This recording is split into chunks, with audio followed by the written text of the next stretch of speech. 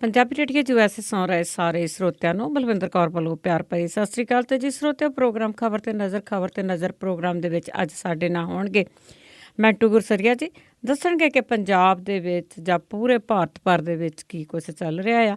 ਉਹਨਾਂ ਤੋਂ ਆਪਾਂ ਖਬਰਸਾਰ ਲੈਂਦੇ ਹਾਂ ਉੱਥੇ ਦੀ, ਜੋ ਇਸ ਵੇਲੇ ਚੋਣ ਦੰਗਲ ਵੀ ਚੱਲ ਰਿਹਾ ਆ, ਉਸ ਦੇ ਮੁਤਾਬਕ ਵੀ ਆਪਾਂ ਕੁਝ ਸਵਾਲ ਪੁੱਛਾਂਗੇ। ਮੈਂਟੂ ਗੁਰਸਰੀਆ ਜੀ, ਸਤਿ ਸ਼੍ਰੀ ਅਕਾਲ, ਸਵਾਗਤ ਹੈ ਜੀ। ਜੀ ਸ਼ੁਕਰੀਆ ਜੀ, ਸਾਰਿਆਂ ਨੂੰ ਸਤਿ ਸ਼੍ਰੀ ਅਕਾਲ।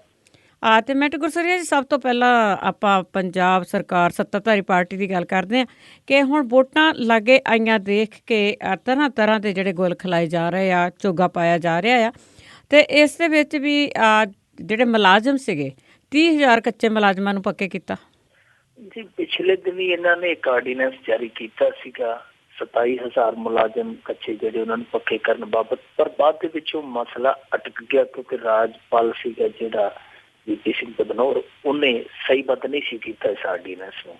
ਸੋ ਇਹ ਜਦੋਂ ਪੰਜਾਬ ਸਰਕਾਰ ਲਈ ਮੁੱਦਾ ਉਲਟਾ ਬਣ ਗਿਆ ਕਿ ਅਸੀਂ ਤੇ ਸੂਬਾ ਖੱਟਣ ਚੱਲੇ ਸਾਂ, ਜਸ ਖੱਟਣ ਚੱਲੇ ਸਾਂ ਤੇ ਨਾਲ ਵੋਟਾਂ ਖੱਟਣ ਚੱਲੇ ਸਾਂ, ਇਹ ਉਲਟ ਹੋ ਗਿਆ ਕਿ ਇਹ ਤੇ ਸਰਕਾਰ ਤਰਪਾਲ ਮਾਰਦੀ ਹੈ, ਸਰਕਾਰ ਅਟਕਲ ਪੱਛੂ ਲਈ ਜਾਂਦੀ ਹੈ। ਉਲਟਾ ਅਸਰ ਜਦੋਂ ਪੈਣ ਲੱਗਾ ਤੇ ਫਿਰ ਇਹਨਾਂ ਨੂੰ ਮਜਬੂਰੀ ਵਸ ਹੋ ਕੇ ਇੱਕ ਰੋਜ਼ਾ ਜਿਹੜਾ ਵਿਧਾਨ ਸਭਾ ਦਾ ਸੈਸ਼ਨ ਬੁਲਾਉਣਾ ਪਿਆ। ਉਹ ਸੈਸ਼ਨ ਇਸੇ ਕਰਕੇ ਸੀ, ਕੁਛ ਜਿਹੜੇ ਮੁੱਦੇ ਜਿਹੜੇ ਇਹਨਾਂ ਨੂੰ ਵੋਟਾਂ 'ਚ ਚੰਗਾ ਝਾੜ ਦੇ ਸਕਦੇ ਸੀ, ਉਹਨਾਂ ਮੁੱਦਿਆਂ ਦੇ ਹੱਲ ਵਾਸਤੇ ਇਹਨਾਂ ਨੇ ਕੁਛ ਬਿੱਲ ਪਾਸ ਕਰਨੇ ਸਨ। ਮਸਲਨ ਇੱਕ ਤੇ ਇਹ ਜਿਹੜੇ ਕੱਚੇ ਕੰਮ ਆ ਉਹਨਾਂ ਨੂੰ ਪੱਕਿਆ ਕੀਤਾ ਜਾਵੇ। ਦੂਜਾ ਇਹ ਕਿ ਇੱਕ ਜਿਹੜਾ ਸਰਕਾਰੀ ਸਕੂਲਾਂ ਤੋਂ ਇਲਾਵਾ ਨਿੱਜੀ ਸਕੂਲ ਨੇ ਜਿਹੜੇ ਜੋ ਬਹੁਤ ਵੱਡੇ ਪੱਧਰ ਤੇ ਫੀਸਾਂ ਦੇ ਰੂਪ ਦੇ ਵਿੱਚ ਲੁੱਟ ਕਰਦੇ ਆ, ਉਹਨਾਂ ਦੀ ਰੈਗੂਲੇਟਰੀ ਹੈ ਜਿਹੜੀ ਉਹ ਪੱਕੇ ਤੌਰ ਤੇ ਸਥਾਪਿਤ ਕੀਤੀ ਜਾਵੇ। ਸੋ ਇਹ 2-3 ਜਿਹੜੇ ਬਹੁਤ ਅਹਿਮ ਮੁੱਦੇ ਸਨ ਜਿਨ੍ਹਾਂ ਨੂੰ ਲੈ ਕੇ ਇਹਨਾਂ ਨੇ ਇੱਕ ਰੋਜ਼ਾ ਸੈਸ਼ਨ ਜਿਹੜਾ ਬੁਲਾਇਆ। ਇਸ ਇਜਲਾਸ ਦੇ ਵਿੱਚ ਇੱਕ ਤਰਫੀ ਧਿਰ ਸੀ ਕਿਉਂਕਿ ਕਾਂਗਰਸ ਤੇ ਪਹਿਲਾਂ ਹੀ ਪਵੇਲੀਅਨ 'ਚ ਬੈਠੀ ਤੇ ਆਊਟ ਹੋ ਚੁੱਕੀ ਆ। ਇਹ ਆਪੋ ਆਪਣੇ ਇਹਨਾਂ ਨੇ ਜਿਹੜੇ ਮੰਤਰੀ ਸੀ ਸੱਦੇ ਤੇ ਆਪੋ ਆਪ ਦੇ ਵਿੱਚ ਹੀ ਇਹਨਾਂ ਨੇ ਸਾਰਾ ਸਰਬਸੰਮਤੀ ਦੇ ਨਾਲ ਕਰਕੇ ਉਹ ਅੱਜ ਬਿੱਲ ਪਾਸ ਕਰ ਦਿੱਤਾ।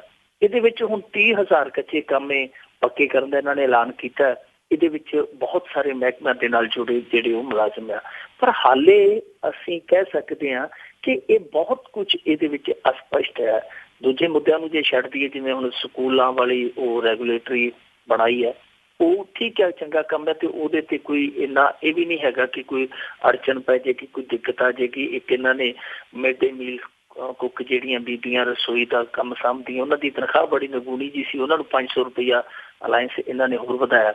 ਸੋ ਇਹ ਕੁਝ ਤੇ ਹੈ, ਪਰ ਮੇਨ ਗੱਲ ਆਉਂਦੀ ਹੈ ਜਿਹੜੇ ਕੱਚੇ ਕੰਮ ਇਹਨਾਂ ਨੇ ਪੱਕੇ ਕੀਤੇ ਆ ਕਿ ਕੀ ਕੋਈ ਦਿੱਕਤ ਦਰਪੇਸ਼ ਆ ਸਕਦੀ ਹੈ। ਇਹਦੇ 'ਚ ਜਿੰਨਾ ਕੁ ਹੁਣ ਤੱਕ ਪਤਾ ਲੱਗਿਆ, ਕਿਉਂਕਿ ਖਬਰਾਂ ਜਿਹੜੀਆਂ ਹਾਲੇ ਬਹੁਤ ਥੋੜ੍ਹੀਆਂ ਪ੍ਰਾਪਤ ਹੋਈਆਂ ਨੇ, ਕੋਈ ਅਧਿਕਾਰਤ ਤੌਰ ਤੇ ਇਸ ਬਿੱਲ ਦਾ ਮਸੌਦਾ ਜਿਹੜਾ ਬਾਹਰ ਨਹੀਂ ਆਇਆ। ਇੱਕ ਤੇ ਇਹ ਆ ਰਿਹਾ ਕਿ ਰਾਜਪਾਲ ਹੁਣ ਇਹਦੇ 'ਚ ਕੋਈ ਦਿੱਕਤ ਖੜੀ ਨਹੀਂ ਕਰ ਸਕਦਾ। ਇਹ ਹਰੀ ਝੰਡੀ ਹੈ ਪੰਜਾਬ ਸਰਕਾਰ ਵੱਲੋਂ ਕਿ ਰਾਜਪਾਲ ਕੋਈ ਵੀ ਇਸ ਤਰ੍ਹਾਂ ਦੀ ਨਾ ਨੁਕਰ ਨਹੀਂ ਕਰ ਸਕਦਾ, ਉਹਨੂੰ ਮਨਜ਼ੂਰੀ ਦੇਣੀ ਪਵੇਗੀ। ਦੂਜਾ ਇਹ ਹੈ ਕਿ ਜੇ ਚੋਣ ਜ਼ਾਬਤਾ ਮੰਨ ਲਓ ਕੱਲ੍ਹ ਨੂੰ ਲੱਗ ਜਾਂਦਾ, ਫਿਰ ਅੜਚਨ ਆ ਜਾਂਦੀ ਹੈ। ਜੇ 2-4 ਦਿਨ 5 ਦਿਨ ਪੈ ਜਾਂਦੇ ਆ ਤੇ ਫਿਰ ਸ਼ਾਇਦ ਮਸਲਾ ਹੈ ਜਿਹੜਾ ਹੱਲ ਹੋ ਜਾਏਗਾ। ਪਰ ਫਿਰ ਵੀ ਬਹੁਤ ਕੁਝ ਹੈ ਜਿਹੜਾ ਉਹ ਹਾਲੇ ਸਪਸ਼ਟ ਹੈ, ਜਿੱਦਾਂ ਇਹ ਕਿ ਕਿਹੜੇ ਮਹਿਕਮੇ ਕੰਸੀਡਰ ਕੀਤੇ ਗਏ, ਇਹਦੇ ਵਿੱਚ ਕਿਹੜਿਆਂ ਨੂੰ ਪਿਤਰੀ ਵਿਭਾਗ ਹੈ ਜਿਹੜੇ ਉਹ ਦਿੱਤੇ ਗਏ ਆ, ਜਾਂ ਉਹਨਾਂ ਨੂੰ ਹੋਰ ਮਹਿਕਮੇ 'ਚ ਐਡਜਸਟ ਕੀਤਾ ਗਿਆ, ਹੋਰ ਅਦਾਰਿਆਂ ਦੇ ਵਿੱਚ ਸ਼ਿਫਟ ਕੀਤਾ ਗਿਆ। ਇਹ ਸਭ ਕੁਛ ਹੁਣ ਹੌਲੀ ਹੌਲੀ ਸਾਫ਼ ਹੋਏਗਾ, ਕੱਲ੍ਹ ਤੱਕ ਇੰਤਜ਼ਾਰ ਕਰਨਾ ਪਵੇਗਾ। ਪਰ ਇਹਦੇ ਨਾਲ ਇਹ ਹੈ ਕਿ ਅਕਾਲੀ ਦਲ ਨੂੰ ਲਾਭ ਮਿਲ ਸਕਦਾ, ਕਿਉਂਕਿ 30,000 ਨੂੰ ਜੇ ਤੁਸੀਂ 5-7 ਦੇ ਨਾਲ ਹੀ ਗੁਣਾ ਕਰਦੇ ਹੋ ਤੇ ਆਪ ਹੀ ਅੰਕੜਾ ਤੁਹਾਡੇ ਸਾਹਮਣੇ ਆ ਜਾਣਾ। ਕਿਉਂਕਿ ਜੇ 30,000 ਕੱਚਾ ਮੁਲਾਜ਼ਮ ਪੱਕੇ ਰੁਜ਼ਗਾਰ ਤੇ ਪੈ ਜਾਂਦਾ ਤਾਂ ਕੁਛ ਨਾ ਕੁਛ ਇਹਨਾਂ ਬਾਰੇ ਵੀ ਸੋਚੇਗਾ। ਤੇ ਇਸੇ ਸੋਚ ਨੂੰ ਇਹਨਾਂ ਨੇ ਸੋਚਿਆ ਕਿ ਜੇ ਅਸੀਂ ਹੁਣ ਇਸ ਤਰ੍ਹਾਂ ਕਰ ਲਈਏ ਤੇ ਬਹੁਤ ਸਾਰੀ ਕਮਾਈ ਹੈ ਜਿਹੜੀ ਵੋਟਾਂ ਦੀ ਖੱਟ ਸਕਦੇ ਹਾਂ। ਇਹ ਨਹੀਂ, ਇਹਨਾਂ ਨੇ ਪਿੱਛੇ ਜੇ ਹੁਣ 2-4 ਦਿਨ ਪਹਿਲਾਂ ਸਿਪਾਹੀ ਸਨ ਜਿਹੜੇ ਉਹ ਹੌਲਦਾਰ ਬਣਾਏ, ਹੋਰ ਪ੍ਰਮੋਸ਼ਨਾਂ ਕੀਤੀਆਂ। ਇੱਥੋਂ ਤੱਕ ਕਿ ਸੁਖਬੀਰ ਸਿੰਘ ਬਾਦਲ ਅਤੇ ਪਚੱਦੇ ਜਿਹੜੇ ਪ੍ਰੋਜੈਕਟ ਲਮਕਦੇ ਪਏ ਆ ਉਹਨਾਂ ਦੇ ਉਦਘਾਟਨ ਕਰੀ ਜਾਂਦਾ ਫਟਾਫਟ, ਕਿਉਂਕਿ ਚੋਣ ਜ਼ਾਬਤਾ ਬਿਲਕੁਲ ਸਿਰ ਤੇ ਆ। ਕੋਈ ਕਨਸੋ ਦਿੰਦਾ ਕਿ ਦਸੰਬਰ ਦੇ ਆਖਰ ਦੇ ਵਿੱਚ ਲੱਗ ਸਕਦਾ, ਕੋਈ ਕਹਿੰਦਾ ਕਿ 20-25 ਦੇ ਦਰਮਿਆਨ ਲੱਗ ਸਕਦਾ। ਸੋ ਖਦਸ਼ਾ ਹੈ। ਇਸੇ ਕਰਕੇ ਸੁਖਬੀਰ ਸਿੰਘ ਬਾਦਲ ਇੱਕ ਅਜਿਹੇ ਬੈਂਕ ਦਾ ਉਦਘਾਟਨ ਵੀ ਕਰ ਰਿਹਾ ਜਿਹੜਾ ਬੈਂਕ ਉੱਥੇ ਡੇਢ ਸਾਲ ਤੋਂ ਚੱਲਣ ਡਿਆ ਸੀ। ਹੈਲੋ, ਅੱਗੇ ਭਾਰਤ ਭਰ ਦੇ ਵਿੱਚ ਜਿਸ ਤਰ੍ਹਾਂ ਕਈ ਜਿਹੜੇ ਮਾਮਲੇ ਆ ਉਹ ਅਟਕੇ ਰਹਿੰਦੇ ਆ, ਇਹਨਾਂ ਮਾਮਲਿਆਂ ਦੇ ਵਿੱਚ ਹੀ ਇੱਕ ਪਠਾਨਕੋਟ ਹਮਲੇ ਦਾ ਮਾਮਲਾ ਆ। ਉਸ ਦੇ ਵਿੱਚ NIA ਨੇ ਚਾਰਜ ਸ਼ੀਟ ਦਾਖਲ ਕੀਤੀ। ਹਾਂ, ਪਹਿਲਾਂ ਤੇ ਇਸੇ ਤਰ੍ਹਾਂ ਦੀ ਇੱਕ ਹੋਰ ਖਬਰ ਆ, ਉਹ ਹੈ ਕਿ ਹੈਦਰਾਬਾਦ ਕੋਰਟ ਦੇ ਦਿਲਸੁਖ ਨਗਰ ਦੇ ਵਿੱਚ ਜਿਹੜੇ ਧਮਾਕੇ ਹੋਏ ਸਨ, ਉਹਦੇ ਵਿੱਚ ਇੰਡੀਅਨ ਮਜ਼ਾਦੀਨ ਦਾ ਜਿਹੜਾ ਯਾਸੀਨ ਭਟਕਲ ਤੇ ਇੱਕ ਪਾਕਿਸਤਾਨੀ ਨਾਗਰਿਕ ਜ਼ਿਆ ਰਹਿਮਾਨ ਤੇ ਹੋਰ ਤਿੰਨਾਂ ਨੂੰ ਅੱਜ ਫਾਂਸੀ ਦੀ ਸਜ਼ਾ ਜਿਹੜੀ ਸੁਣਾ ਦਿੱਤੀ ਗਈ ਹੈ। ਇਹਨਾਂ ਤੇ ਹੋਰ ਵੀ ਬੰਬ ਧਮਾਕੇ ਕਰਨ ਦੇ ਜਿਹੜੇ ਦੋਸ਼ ਸਨ ਜੋ ਇਹਨਾਂ ਤੇ ਸਾਬਤ ਹੋਏ ਤੇ ਇਹਨਾਂ ਨੂੰ ਸਜ਼ਾ ਦਿੱਤੀ ਗਈ ਹੈ। ਜੇ ਹੁਣ ਪਠਾਨਕੋਟ ਏਅਰਫੋਰਸ ਬੇਸ ਤੇ ਹੋਏ ਅੱਤਵਾਦੀ ਹਮਲੇ ਦੇ ਇਸ ਮਾਮਲੇ ਦੀ ਗੱਲ ਕਰੀਏ ਤੇ ਅੱਜ ਇਹਦੇ 'ਚ ਵੀ ਚਲਾਨ ਪੇਸ਼ ਕਰ ਦਿੱਤਾ ਗਿਆ। ਚਾਰਜ ਸ਼ੀਟ ਨੂੰ ਅਸੀਂ ਪੰਜਾਬੀ 'ਚ ਚਲਾਨ ਕਹਾਂਗੇ। ਚਲਾਨ ਦੇ ਵਿੱਚ ਇਹਨਾਂ ਨੇ ਜਿਹੜਾ ਜੈਸ਼ ਏ ਮੁਹੰਮਦ ਦਾ ਸਰਗਨਾ ਮਸੂਦ ਅਜ਼ਹਰ, ਉਹਦਾ ਭਰਾ ਰਊਫ ਅਸ਼ਕਰ, ਇੱਕ ਹੋਰ ਹੈ ਸ਼ਾਹਿਦ ਲਤੀਫ, ਇੱਕ ਕਾਸਿਰ ਜਾਨ, ਇਹ ਚਾਰਾਂ ਤੇ ਮੁੱਖ ਦੋਸ਼ੀ ਬਣਾ ਕੇ ਇਹਨਾਂ ਨੇ ਚਲਾਨ ਪੇਸ਼ ਕੀਤਾ ਹੈਗਾ। ਹੁਣ ਇਹਨਾਂ ਨੂੰ ਲੱਭਣ ਲਈ, ਖੋਜਣ ਲਈ ਕੋਈ ਬਹੁਤੀ ਲੰਮੀ ਚੌੜੀ ਜਿਹੜੀ ਹੈ ਜਦੋਜਹਿਦ ਕਰਨ ਦੀ ਜ਼ਰੂਰਤ ਨਹੀਂ। ਪਾਕਿਸਤਾਨ ਦੇ ਵਿੱਚ ਬੈਠੇ ਇਹੋ ਜਿਹੀਆਂ ਚਾਰਜ ਸ਼ੀਟਾਂ ਦਾ ਉਹਨਾਂ ਤੇ ਕੋਈ ਅਸਰ ਵੀ ਨਹੀਂ ਹੁੰਦਾ, ਕਿਉਂਕਿ ਪਾਕਿਸਤਾਨ ਦੇ ਵਿੱਚ ਵੀ ਉਹਨਾਂ ਤੇ ਇਹੋ ਜਿਹੇ ਮਾਮਲੇ ਜਿਹੜੇ ਚੱਲਦੇ ਰਹਿੰਦੇ ਆ, ਕਿਉਂਕਿ ਉਹ ਪਾਕਿਸਤਾਨ ਦੇ ਵਿੱਚ ਮਾਹੌਲ ਹੈ ਜਿਹੜਾ ਉਹ ਸਾਥੋਂ ਥੋੜਾ ਜਿਹਾ ਜਾ ਕੇ ਜੁਦਾ ਹੋ ਜਾਂਦਾ ਜਦੋਂ ਅਸੀਂ ਇੱਥੋਂ ਆਪਣੇ ਐਂਗਲ ਤੋਂ ਦੇਖਦੇ ਹਾਂ। ਉਹਨਾਂ ਦਾ ਸ਼ੈਲਟਰ ਹੈ ਉੱਥੇ ਪਾਕਿਸਤਾਨ, ਤੇ ਇੱਥੇ ਅਸੀਂ ਜੋ ਕਾਨੂੰਨੀ ਕਾਰਵਾਈਆਂ ਕਰਦੇ ਹਾਂ ਉਹ ਇੱਕ ਖਾਨਾ ਪੂਰਤੀ ਆ।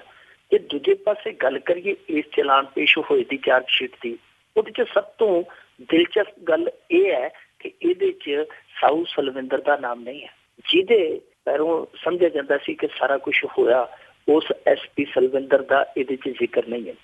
ਉਹਦਾ ਜ਼ਿਕਰ ਨਾ ਹੋਣ ਦਾ ਅਰਥ ਇਹ ਹੈ ਕਿ ਉਹਨੂੰ ਇਸ ਮਾਮਲੇ ਤੋਂ ਲਹਿਦਾ ਰੱਖਿਆ ਗਿਆ ਹੈ, ਉਹਨੂੰ ਇੱਕ ਤਰ੍ਹਾਂ ਦੀ ਕਲੀਨ ਚਿੱਟ ਜਿਹੜੀ ਹੈ ਮਿਲ ਗਈ ਹੈ। ਸਲਵਿੰਦਰ ਇਸ ਮਾਮਲੇ ਦਾ ਮੁੱਖ ਇੱਕ ਤਰ੍ਹਾਂ ਨਾਲ ਕਹਿ ਲਈਏ ਸੂਤਰ ਸੀਗਾ।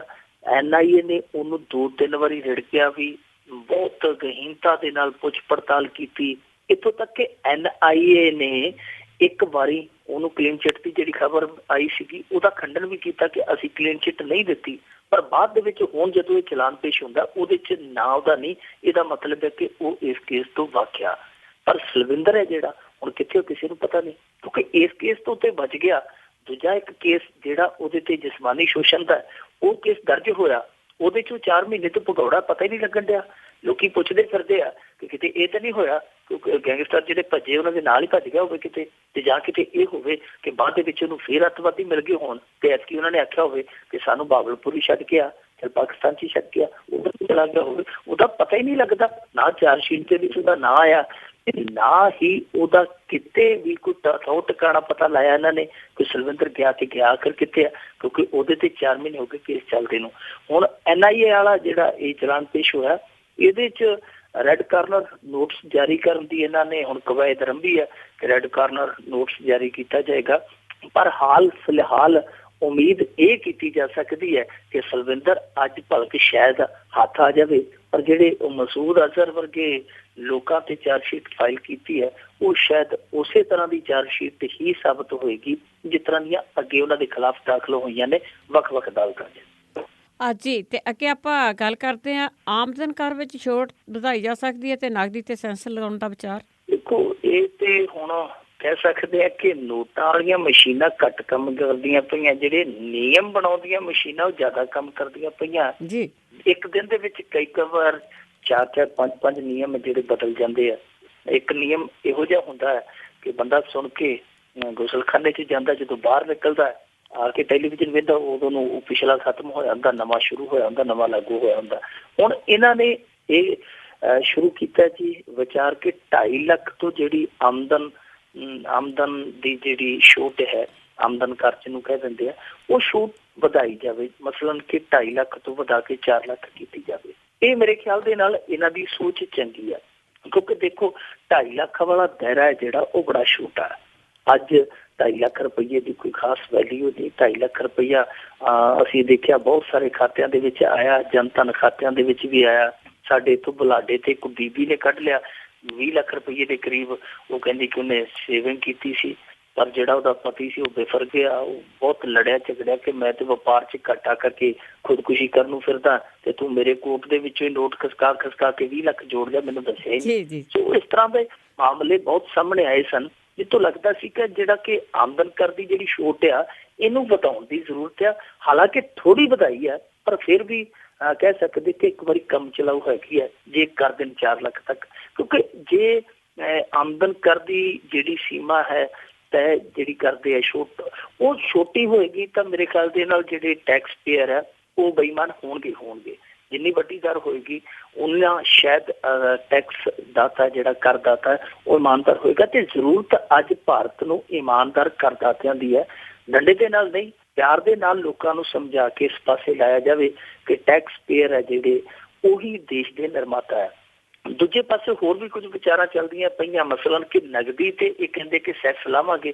ਨਗਦੀ ਨਾਰਾਇਣ ਹੈ ਜਿਹੜੀ ਉਹ ਜਿਵੇਂ ਇੱਕ ਸ਼ੇਸ਼ਨਾਗ ਹੁੰਦਾ ਇਹਨੂੰ ਸੈਸਨਾਗ ਕਹਿ ਸਕਦੇ ਕਿ ਨਗਦੀ ਨਾਰਾਇਣ ਨੂੰ ਸੈਸਨਾਗ ਪਵੇਗਾ। ਇਹ ਪਤਾ ਨਹੀਂ ਹੁਣ ਕਿਸ ਤਰੀਕੇ ਦੀ ਤੈਅ ਕਰਨਗੇ ਇਸ ਮੱਦ ਨੂੰ ਕਿ ਕਿੰਨੀ ਜਿਹੜੀ ਰਾਸ਼ੀ ਹੈ ਬੰਦਾ ਉਹ ਵਰਤ ਸਕਦਾ। ਜੀ ਉਹਦੇ ਤੋਂ ਜ਼ਿਆਦਾ ਵਰਤਦਾ ਤੇ ਉਸ ਨਗਦੀ ਤੇ ਕਿੰਨਾ ਸੈਸ ਲੱਗੇਗਾ, ਪਰ ਹਾਲੇ ਇਹਦੇ ਤੇ ਵਿਚਾਰਾਂ ਹੋ ਰਹੀਆਂ। ਦੂਜਾ ਇਹ ਹੈ ਕਿ ਕੋਈ ਵੀ ਬੰਦਾ ਜਿਹੜਾ 15 ਲੱਖ ਤੱਕ ਹੀ ਕਰੰਸੀ ਘਰੇ ਰੱਖ ਸਕੇਗਾ, ਨਗਦੀ 15 ਲੱਖ ਤੱਕ ਹੀ ਘਰ 'ਚ ਰੱਖ ਸਕਦਾ। 15 ਲੱਖ ਤੋਂ ਵੱਧ ਕੋਈ ਵੀ ਬੰਦਾ ਨਗਦੀ ਜਿਹੜੀ ਹੈ ਉਹ ਆਪਣੇ ਘਰ ਦੇ ਵਿੱਚ ਨਹੀਂ ਸਾਂਭ ਸਕਦਾ। ਇਹ ਇੱਕ ਚੰਗਾ ਕਹਿ ਸਕਦੇ ਹਾਂ ਕਿ ਕਦਮ ਆ। ਜੇ ਇਹ ਕਦਮ ਵੀ ਨੇਪਰੇ ਚੜ੍ਹ ਜਾਂਦਾ ਹੈ ਕਿਉਂਕਿ ਬਹੁਤ ਸਾਰੇ ਲੋਕ ਹੈ ਜਿਹੜੇ ਕੁੰਡਲੀਆਂ ਮਾਰ ਕੇ ਬੈਠੇ, ਅਸੀਂ ਟੈਲੀਵਿਜ਼ਨ ਦੇ ਵਿੱਚ ਫੁਟੇਜ ਵੇਖੀ ਆ ਜਦੋਂ ਇੱਕ ਗੁਸਲਖਾਨੇ ਚੋਂ ਹੀ 5 ਰੁਪਈਆਂ ਦੀ ਨਿਕਲ ਆਉਂਦੀ ਹੈ, ਜਦੋਂ ਇੱਕ ਕਾਰ ਦੀ ਡਿੱਗੀ ਦੇ ਵਿੱਚੋਂ ਹੀ ਥੈਲੇ ਵੱਡੇ ਨਿਕਲ ਆਉਂਦੇ। ਇੱਥੋਂ ਤੱਕ ਇੱਕ ਭੁਜੀਏ ਵਾਲਾ ਅਸ਼ੋਕ ਭੁਜੀਏ ਵਾਲਾ ਇਹੋ ਜਿਹਾ ਸਾਹਮਣੇ ਆਇਆ ਜਿਹਦਾ ਦੌਲਤ ਦਾ ਸਾਮਰਾਜ ਦੱਸਦੇ ਕਿ 4000 ਕਰੋੜ ਦਾ। ਉਹ ਕਦੇ ਪਕੌੜੀਆਂ ਵੇਚਦਾ ਹੁੰਦਾ ਸੀ, ਚਵਾਨੀ ਚਾਹ ਦਾ ਕੱਪ ਠੇਲੇ ਤੇ ਰੱਖ ਕੇ ਵੇਚਦਾ ਸੀ, ਉਹ ਪਤਾ ਨਹੀਂ ਕਿਵੇਂ ਇੱਥੋਂ ਤੱਕ ਪਹੁੰਚ ਗਿਆ। ਸੋ ਇਸ ਤਰ੍ਹਾਂ ਦੇ ਬਹੁਤ ਸਾਰੇ ਜਿਹੜੇ ਆ ਕੁੰਡਲੀਏ ਨਿਕਲਦੇ ਪਏ ਆ। ਉਹਨਾਂ ਦੇ ਵਿੱਚੋਂ ਇਹ ਜਿਹੜੀਆਂ ਚੀਜ਼ਾਂ ਸਾਹਮਣੇ ਆਉਂਦੀਆਂ ਉਹ ਇਹੀ ਦਰਸਾਉਂਦੀਆਂ ਨੇ ਕਿ ਇਸ ਤਰ੍ਹਾਂ ਦੇ ਕਦਮ ਹੈ ਜਿਹੜੇ ਉਹ ਚੁੱਕਣੇ ਤੇ ਪੈਣਗੇ ਸਰਕਾਰ ਨੂੰ। ਪਰ ਕੀ ਇਸ ਮਾਮਲਿਆਂ ਦੇ ਨਾਲ ਇਹਨਾਂ ਮਾਮਲਿਆਂ ਦੇ ਨਾਲ ਸਭ ਕੁਝ ਦਰੁਸਤ ਹੋ ਗਿਆ? ਜਿਨ੍ਹਾਂ ਚੀਜ਼ਾਂ ਨੂੰ ਲੈ ਕੇ ਚੱਲੇ ਸੀਗੇ ਕਿ ਜੀ ਕਾਲਾ ਧਨ ਲੈਣਾ, ਕਾਲੇ ਧਨ ਵਾਲੇ ਪਾਸੇ ਤੇ ਹੁਣ ਆਉਣਾ ਹੀ ਹਟ ਗਿਆ। ਕਾਲਾ ਧਨ ਸ਼ਬਦ ਹੀ ਬੜਾ ਘੱਟ ਯੂਜ਼ ਕਰਦੇ ਆ, ਜਾਂ ਤੇ ਕੈਸ਼ਲੈਸ ਜਾਂ ਨਗਦੀ। ਇਹੋ ਜਿਹੇ ਹੀ ਪਰਪੰਚ ਹੈ ਜਿਹੜੇ ਹੁਣ ਉਹ ਸਿਆਸਤ ਦੇ ਵਿੱਚ ਇੱਧਰ ਉੱਧਰ ਉਛਲਦੇ ਆ। ਕਾਲੇ ਧਨ ਵਾਲਾ ਮੁੱਦਾ ਜਿਹੜਾ ਬਹੁਤ ਹੀ ਘਟ ਗਿਆ, ਇੱਥੋਂ ਤੱਕ ਕਿ ਹੁਣ ਲੋਕ ਸਵਾਲ ਕਰਦੇ ਆ ਕਿ ਜੇ ਰਾਹੁਲ ਗਾਂਧੀ ਸਵਾਲ ਉਠਾਉਂਦਾ ਹੈ ਤੇ ਉਹ ਚੁੱਪੜਿਆ ਜਾਂਦਾ। ਜੇ ਪੀ ਚਿਦੰਬਰਮ ਇਹ ਗੱਲ ਕਹਿੰਦਾ ਹੈ ਕਿ ਇਹ ਸਭ ਤੋਂ ਵੱਡਾ ਸਕੈਮ ਹੈ ਤੇ ਅਗਲੇ ਦਿਨ ਉਹਦੇ ਮੁੰਡੇ ਦੇ ਖਿਲਾਫ ਇਨਫੋਰਸਮੈਂਟ ਡਾਇਰੈਕਟੋਰੇਟ ਹੈ ਜਿਹੜਾ ਈਡੀ ਜਿਹਨੂੰ ਕਹਿ ਦਿੰਦੇ ਆ, ਈਡੀ ਉਹਦੇ ਖਿਲਾਫ ਕੇਸ ਖੋਲ ਦਿੰਦੀ ਹੈ। ਇੱਥੋਂ ਤੱਕ ਕਿ ਮਾਇਆਵਤੀ ਖਿਲਾਫ 2012 ਦੇ ਜਿਹੜੇ ਕੇਸ ਆ ਇਨਕਮ ਟੈਕਸ ਨਾਲ ਜੁੜੇ ਉਹ ਖੁੱਲ ਜਾਂਦੇ ਆ ਕਿਉਂਕਿ ਉਹ ਵਿਰੋਧ ਕਰਦੇ ਪਏ। ਪਰ ਜਦੋਂ ਬਾਬਾ ਰਾਮਦੇਵ ਇਹ ਗੱਲ ਆਂਦਾ ਹੈ ਕਿ RBI ਨੇ 500 ਕਰੋੜ ਦੇ ਜਿਹੜੇ ਨੋਟ ਸੀਗੇ ਉਹ ਡਬਲ ਛਾਪ ਦਿੱਤੇ, ਕਹਿਣ ਦਾ ਮਤਲਬ ਕਿ ਇੱਕ ਨੰਬਰ ਦੇ 2 ਨੋਟ ਛਾਪ ਦਿੱਤੇ, ਤੇ ਇਹ ਜਿਹੜੀ ਨੋਟਬੰਦੀ ਹੈ ਉਹ ਨੋਟ ਵਾਪਸ ਲੈਣ ਲਈ ਕੀਤੀ ਗਈ ਹੈ। ਤੇ ਫਿਰ ਉਦੋਂ ਰਾਮਦੇਵ ਦੇ ਜਵਾਬ ਦੇ ਵਿੱਚ ਕੋਈ ਗੱਲ ਹੀ ਨਹੀਂ ਕੋਈ ਦਿੰਦਾ। ਸੋ ਇਹ ਬਹੁਤ ਲੋਕਾਂ ਨੂੰ ਸ਼ੰਕੇ ਖੜੇ ਕਰਦੇ ਆ ਕਿ ਜਦੋਂ ਦੂਜੇ ਇਹਨਾਂ ਦੇ ਸਿਆਸੀ ਵਿਰੋਧੀ ਕਹਿੰਦੇ ਤੇ ਸਾਰੇ ਕੁੱਦ ਕੇ ਪੈ ਜਾਂਦੇ ਆ, ਜਦੋਂ ਰਾਮਦੇਵ ਵਰਗੇ ਸਿੱਧੇ ਤੌਰ ਤੇ ਕਹੀ ਜਾਂਦੇ ਆ ਕਿ ਕਿਤੇ ਨਾ ਕਿਤੇ ਗਲਤੀ ਹੋਈ ਹੈ, ਉਸ ਗਲਤੀ ਨੂੰ ਕੋਈ ਨਾ ਮੰਨਦਾ ਹੈ ਤੇ ਨਾ ਹੀ ਉਹਦਾ ਕੋਈ ਖੰਡਨ ਕਰਦਾ ਹੈ। ਕੁਝ ਸਵਾਲ, ਕੁਝ ਪ੍ਰਸ਼ਨ, ਕੁਝ ਸ਼ੰਕੇ, ਕੁਝ ਸੰਸ਼ੇ ਇਸ ਨੋਟਬੰਦੀ ਨੂੰ ਲੈ ਕੇ ਹਾਲੇ ਵੀ ਬਰਕਰਾਰ ਨੇ ਤੇ ਨਾਲ ਹੀ ਬਰਕਰਾਰ ਹੈ ਹਾਲੇ ਵੀ ਲੋਕਾਂ ਦੀ ਖੱਜਲ ਖੁਆਰੀ, ਲਾਈਨਾਂ, ਕਤਾਰਾਂ ਤੇ ਉਹੀ 2000 ਦੇ ਨੋਟ ਲਈ ਮਾਰੋ ਮਾਰਾ ਅੱਜ ਵੀ ਜਾਰੀ ਹੈ। ਬਿਲਕੁਲ ਜੀ, ਰਾਮ ਤੇ ਬਾਬਾ ਤੇ ਇਹਨਾਂ ਦਾ ਆਪਣਾ ਆ, ਉਹਦੇ ਲਈ ਇਹਨਾਂ ਨੇ ਕੁਛ ਨਹੀਂ ਕਰਨਾ। ਅੱਗੇ ਆਪਾਂ ਆਮ ਆਦਮੀ ਪਾਰਟੀ ਦੀ ਗੱਲ ਕਰਦੇ ਹਾਂ। ਲੰਬੀ ਪਿੰਡ ਦੇ ਵਿੱਚ ਕੋਲਿਆਂਵਾਲੀ 'ਚ ਰੈਲੀ ਹੋਵੇਗੀ ਤੇ ਉੱਥੇ ਲੰਬੀ ਤੋਂ ਉਮੀਦਵਾਰ ਵੀ ਅਨਾਊਂਸ ਕੀਤਾ ਜਾਊਗਾ। ਲੰਬੀ ਦੇ ਵਿੱਚ ਇਹਨਾਂ ਨੇ ਪਿਛਲੇ ਅਕਤੂਬਰ 'ਚ ਵੀ ਰੈਲੀ ਕੀਤੀ ਸੀ 2015 ਦੇ ਵਿੱਚ, ਬਹੁਤ ਵੱਡਾ ਇਕੱਠ ਕਰਨ ਦੇ ਵਿੱਚ ਕਾਮਯਾਬ ਹੋਏ ਸਨ। ਉਦੋਂ ਵੀ ਦਿੱਕਤਾਂ ਇਹਨਾਂ ਨੂੰ ਕਾਫੀ ਆਈਆਂ ਸੀ। ਹੁਣ ਵੀ ਲੰਬੀ ਰੈਲੀ ਜੇ ਕਰਨਗੇ ਤੇ ਉਹ ਐਡੀ ਸੌਖ ਨਾਲ ਨਹੀਂ ਹੋਏਗੀ। ਹਾਲਾਂਕਿ ਲੰਬੀ ਕਿਸੇ ਦੇ ਡੰਗਰਾਂ ਦੀ ਵੇਲੀ ਨਹੀਂ ਗਈ ਕਿ ਕੋਈ ਰੈਲੀ ਕਰਨ ਤੋਂ ਰੋਕ ਦੇਵੇ। ਜਿਵੇਂ ਕਿ ਅੱਜ ਇੱਕ ਇਲਜ਼ਾਮ ਲੱਗਾ ਕਿਉਂਕਿ ਆਮ ਆਦਮੀ ਪਾਰਟੀ ਵਾਲਿਆਂ ਨੇ ਕਿਹਾ ਕਿ ਜਦੋਂ ਅਸੀਂ ਉਸ ਜ਼ਮੀਨ ਦੇ ਵਿੱਚ ਗਏ ਜਿੱਥੇ ਅਸੀਂ ਰੈਲੀ ਕਰਨੀ ਸੀ ਤੇ ਉੱਥੇ ਜਥੇਦਾਰ ਦਿਆਲ ਸਿੰਘ ਕੋਲਿਆਂਵਾਲੀ ਜਿਹੜਾ ਉਹ ਆਪਣੇ ਸਮਰਥਕ ਲੈ ਕੇ ਆ ਗਿਆ ਤੇ ਉਹਨੇ ਸਾਨੂੰ ਉੱਥੋਂ ਦਬਲ ਦਿੱਤਾ। ਇਹਨਾਂ ਨੇ ਪ੍ਰੈਸ ਕਾਨਫਰੰਸ ਵੀ ਕੀਤੀ ਹੈ ਬਠਿੰਡੇ ਦੇ ਵਿੱਚ, ਪਰ ਇਹ ਜਿਹੜੀ ਦੋਸ਼ ਪ੍ਰਤੀਦੋਸ਼ ਵਾਲੀ ਜਿਹੜੀ ਚੱਲਦੀ ਹੈ ਗੱਲ ਕਿ ਉਹ ਜਥੇਦਾਰ ਕੋਲਿਆਂ ਵਾਲਾ ਕਹਿੰਦਾ ਕਿ ਜੀ ਇੱਥੇ ਟੂਰਨਾਮੈਂਟ ਕਰਵਾਉਣਾ ਸੀ, ਨੇੜੇ ਡਿਸਟਰਬਿੰਗ ਹੋਣੀ ਸੀ, ਮੈਂ ਤੇ ਤਾਂ ਆਖਿਆ। ਇਹ ਕਹਿੰਦੇ ਆ ਜੀ ਕਿ ਉਹਨੇ ਸਾਨੂੰ ਉੱਥੋਂ ਭਜਾਈ ਦਿੱਤਾ ਤੇ ਨਾਲੇ ਦੁਰਵਿਹਾਰ ਕੀਤਾ। ਉਹ ਕਹਿੰਦਾ ਕਿ ਰੈਲੀ ਹੋਣ ਹੀ ਨਹੀਂ ਦੇਣੀ। ਇਹ ਗਲਤ ਗੱਲ ਆ। ਜੇ ਰੈਲੀ ਉਹਨਾਂ ਨੇ ਰੱਖੀ ਹੈ ਲੰਬੀ ਦੇ ਵਿੱਚ ਤੇ ਫਿਰ ਉਹ ਹੋਣ ਦੇਣੀ ਚਾਹੀਦੀ ਹੈ।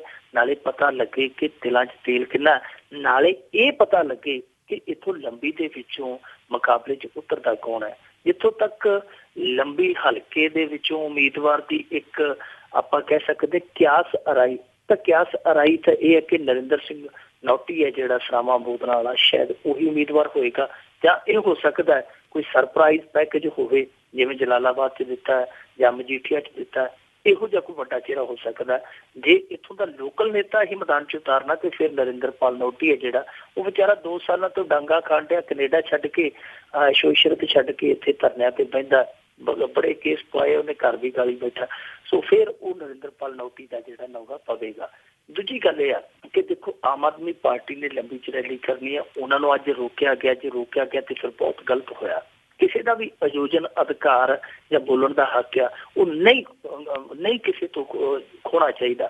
ਪਰ ਮਸਲਾ ਇਹ ਹੈ ਕਿ 2 ਦਿਨ ਪਹਿਲਾਂ ਡਾਕਟਰ ਧਰਮਵੀਰ ਗਾਂਧੀ ਪਟਿਆਲੇ ਦੇ ਵਿੱਚ ਆਪਣੇ ਉਮੀਦਵਾਰ ਦੇ ਹੱਕ 'ਚ ਜਦੋਂ ਬੋਲਣ ਲੱਗਾ ਤੇ ਇਹਨਾਂ ਦੇ 60-70 ਜਣੇ ਉੱਥੇ ਇੱਕ ਤਾਣ ਕੇ ਖੜ ਗਏ ਸਨ ਕਿ ਅਸੀਂ ਇਹਨੂੰ ਬੋਲਣ ਨਹੀਂ ਦੇਣਾ, ਜੇ ਬੋਲਿਆ ਤੇ ਅਸੀਂ ਟਮਾਟਰ ਮਾਰਾਂਗੇ, ਅਸੀਂ ਆਂਡੇ ਮਾਰਾਂਗੇ। ਉਹ ਬੰਦਾ ਚੁੱਪ ਕਰਕੇ ਸਟੇਜ ਤੋਂ ਉਤਰ ਗਿਆ।